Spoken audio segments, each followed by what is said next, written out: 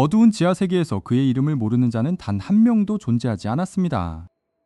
사카모토 타로는 모든 암살자들의 정점에 선 살아있는 전설이자 경외의 대상이었습니다. 그에게 걸린 현상금은 무려 100억 원이라는 천문학적인 액수에 달했습니다. 하지만 어느 날 그 전설적인 존재가 예고도 없이 돌연 흔적을 감추어 버렸습니다. 시간이 흘러 현재 그는 한적한 동네의 작은 편의점을 운영하는 평범한 아저씨가 되었습니다. 과거에 날렵했던 턱선은 온데간데 없고 이제는 푸근한 복부를 자랑하는 뚱보 아저씨의 모습입니다. 사카모토는 사랑하는 아내와의 약속을 지키기 위해 킬러의 세계를 영원히 떠났습니다. 그는 매대 위의 과자 봉지들을 오차도 없이 일렬로 정렬하며 깊은 평화를 느낍니다. 더 이상 누군가의 목숨을 노릴 필요도 없고 피 비린내를 맡을 필요도 없는 삶이었습니다. 그때 편의점의 투명한 자동문이 거칠게 열리며 카랑카랑한 방울 소리가 울려 퍼집니다. 문을 열고 들어온 사람은 다름 아닌 과거 사카모토의 조직 직속 후배였던 신이었습니다. 신은 선배의 변해버린 거대한 체구를 보고 자신의 눈을 도저히 믿을 수가 없었습니다. 조직의 명령을 받고 전설을 복귀시키기 위해 오랜 추적 끝에 이곳을 찾아낸 것이었습니다. 신은 사카모토에게 당장 어두운 세계로 돌아와 조직을 다시 이끌어달라고 강력히 종용합니다. 그러나 사카모토는 묵묵부답으로 일관하며 영수증 기계의 종이를 교체할 뿐이었습니다. 선배의 나태해진 태도에 분노한 신은 겉옷 안쪽에서 은밀하게 권총을 내판했습니다. 신은 타인의 마음을 읽을 수 있는 초능력을 발휘하여 사카모토의 다음 행동을 예측하려 합니다. 하지만 사카모토의 머릿속에서 읽힌 생각은 오늘 저녁 반찬 메뉴에 대한 고민뿐이었습니다. 모욕감을 느낀 신은 사카모토의 가슴을 향해 망설임 없이 방쇄를 당겼습니다. 피식하는 소리와 함께 날아간 탄환은 믿을 수 없는 속도로 공기를 갈랐습니다. 그러나 사카모토는 눈을 깜빡이지도 않은 채 손에 들고 있던 나무젓가락을 내밀었습니다. 날아오던 일격의 탄환은 정확히 두 동강난 나무젓가락 사이에 완벽하게 물려 멈춰 섰습니다. 신은 자신의 눈앞에서 벌어진 초현실적인 방어 능력에 온몸이 얼어붙고 말았습니다. 사카모토는 젓가락으로 잡은 탄환을 아래쪽의 작은 쓰레기통 안으로 가볍게 툭 던져 넣었습니다. 선배의 압도적인 실력이 여전하다는 것을 깨달은 신은 몸을 날려 육탄전을 시도했습니다. 사카모토는 거대한 몸을 최소한으로 움직이며 신의 날카로운 주먹을 부드럽게 흘려보냈습니다. 그는 상점 안의 물건을 단 하나도 부수지 않겠다는 듯 매우 정교하게 움직였습니다. 신은 다시 한번 마음을 읽으려 시도했지만 사카모토의 무의식적인 반사신경은 예측의 영역을 넘어섰습니다. 사카모토는 카운터 밑에 있던 바구니를 집어들어 신의 상체를 그대로 덮어 씌워 제압했습니다. 시야가 가려진 채 바닥에 부딪힌 신은 완전히 무력화되어 거친 숨만을 몰아쉴 뿐이었습니다. 사카모토는 바닥에 떨어진 신의 권총을 집어들고 신속하게 부품들을 분해하기 시작했습니다. 스프링과 슬라이드가 완벽하게 분리되어 매대 위에 순서대로 차르륵 나열되었습니다. 싸움이 끝나자 사카모토는 냉장고에서 시원한 캔 음료 하나를 꺼내 신의 뺨에 살며시 가져다 대었습니다. 신은 차가운 감각에 깜짝 놀라 바구니를 벗어던지며 선배의 얼굴을 멍하니 쳐다보았습니다. 사카모토는 킬러로서의 화려한 삶보다 소중한 사람들과 함께하는 지금의 일상이 훨씬 가치 있다고 나직이 말했습니다. 그 진심 어린 목소리와 평온함 속에서 신은 평생 느껴보지 못한 깊은 따뜻함을 직면하게 되었습니다. 감동을 받은 신은 복귀 권유를 완전히 포기하고 상점에서 시급제로 일하겠다고 엉뚱한 선언을 해버립니다. 사카모토는 별다른 대답 없이 카운터 서랍에서 새 파란색 앞치마를 꺼내 신에게 무심히 툭 건넸습니다. 그렇게 전직 최고 엘리트 킬러 2명이 좁은 동네 편의점을 지키는 기묘한 동거가 시작되었습니다. 두 사람이 바닥을 쓸고 있을 때 편의점 구석에 배치된 공중전화기가 날카롭고 기괴한 비명소리를 지르며 울리기 시작했습니다. 신이 의아해하며 수화기를 귀에 가져다 대자 스피커 너머에서 거친 기계음으로 변조된 기분 나쁜 목소리가 들려왔습니다. 그것은 조직을 배신한 전설 사카모토를 완전히 말살하기 위해 거물급 자객들이 이미 출발했다는 잔혹한 경고였습니다. 거물급 자객들이 움직이기 시작했다는 경고는 고요했던 마을의 공기를 순식간에 얼어붙게 만들었습니다. 하지만 사카모토는 변함없이 평온한 표정으로 매대 위에 어질러진 물건들을 묵묵히 정리하기 시작했습니다. 마음을 읽는 초능력을 가진 신은 사카모토의 등 뒤에서 식은땀을 흘리며 안절부절 못하고 있었습니다. 다음날 아침 사카모토는 평소처럼 신선한 식재료를 구하기 위해 근처 전통시장으로 향했습니다. 시장 초입에 들어선 순간 근처 골목길에서 무언가 강하게 부서지는 날카로운 파편음이 울려 퍼졌습니다.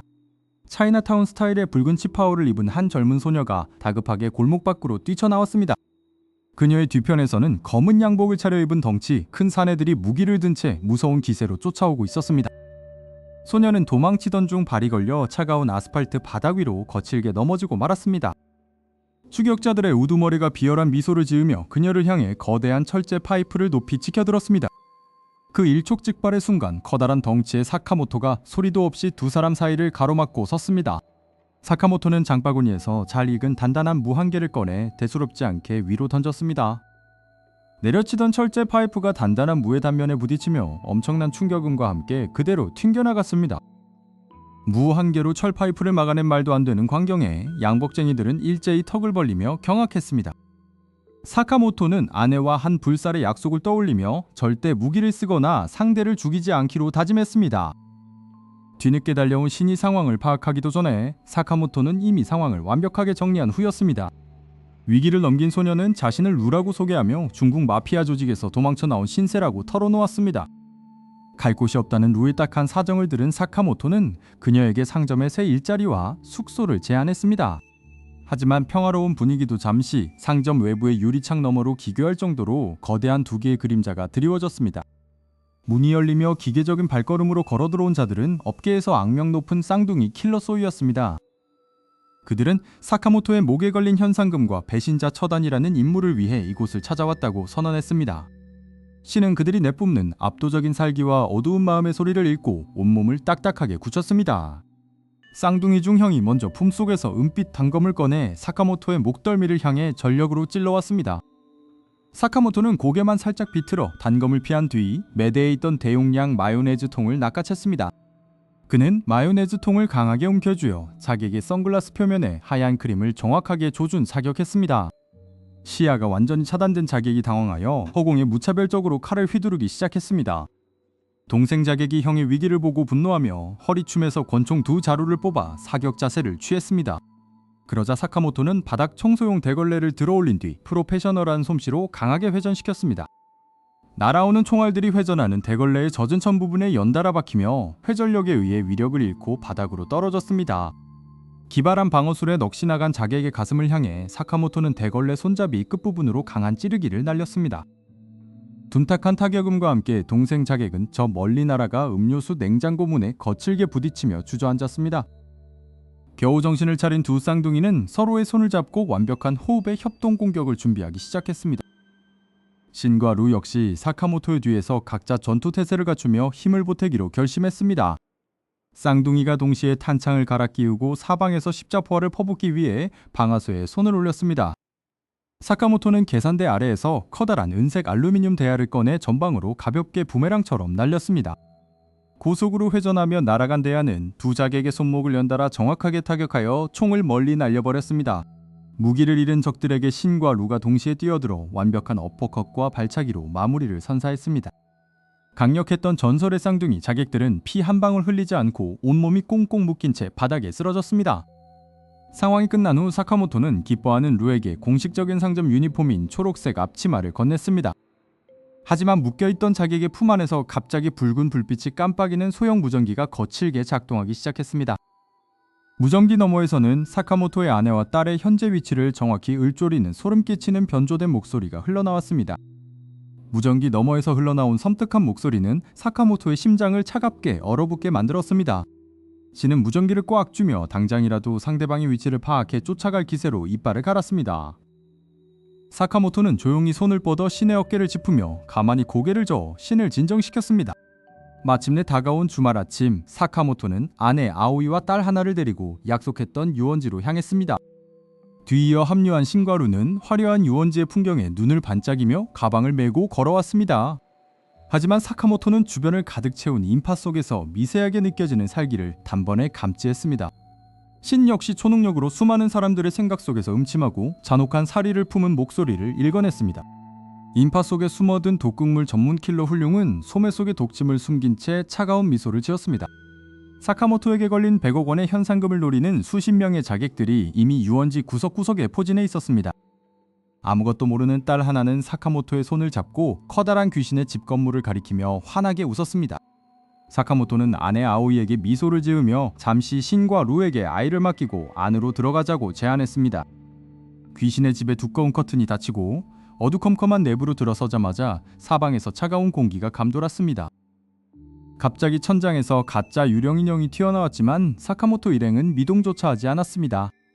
그 인형의 그림자 뒤에서 진짜 강철 단검을 쥔 자객이 소리도 없이 사카모토의 목덜미를 겨냥했습니다. 사카모토는 고개도 돌리지 않은 채 주머니에서 꺼낸 두꺼운 유원지 가이드북으로 단검을 정확히 막아냈습니다. 단검이 종이에 박힌 순간 사카모토는 가이드북을 강하게 비틀어 자객의 손목을 단번에 꺾어버렸습니다. 옆방에서 대기하고 있던 또 다른 자객 3명이 벽을 부수며 일제히 권총을 겨누고 튀어나왔습니다. 신은 자객들의 조준 방향을 마음으로 읽고 한 발 먼저 바닥을 박차고 날아올라 발차기를 날렸습니다. 루는 가볍게 공중제비를 돌며 유원지 기념품 매장에서 산 장난감 칼로 자객의 손목을 정확히 타격했습니다. 그 순간 어둠 속에서 소리도 없이 나타난 훌륭이 사카모토의 등 뒤로 다가와 독이 든 액체를 뿌렸습니다. 사카모토는 등 뒤의 공격을 예측했다는 듯 옆에 있던 커다란 가짜 드라큘라 망토를 뜯어 방패처럼 펼쳤습니다. 초록색 독극물이 가짜 망토에 닿자마자 치익 소리를 내며 격렬한 연기와 함께 천이 녹아내렸습니다. 훌륭은 자신의 독이 막히자 당황하며 소매에서 수십 개의 미세한 독침을 꺼내 부채꼴로 던졌습니다.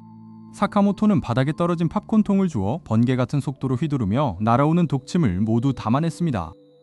팝콘통 안에 완벽하게 수거된 독침들을 본 훌륭은 전설의 킬러가 가진 괴물 같은 실력에 경악했습니다.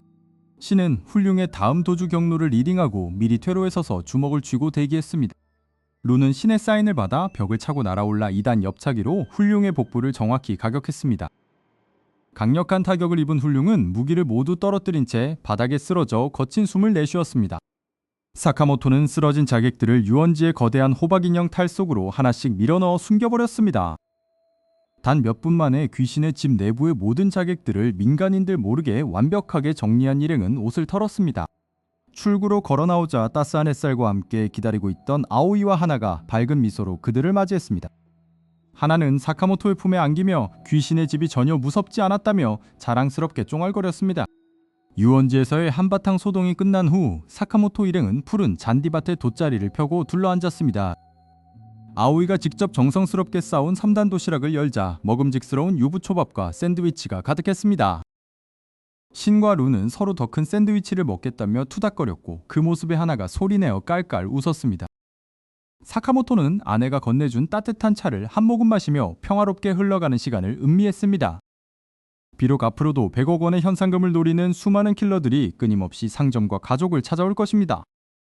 하지만 든든한 동료들과 사랑하는 가족이 곁에 있기에 전설의 킬러 사카모토는 어떤 위협도 두렵지 않습니다. 사카모토는 소중한 사람들과 함께 일상으로 돌아가는 발걸음을 옮기며 완벽하게 평화로운 주말을 마무리 지었습니다.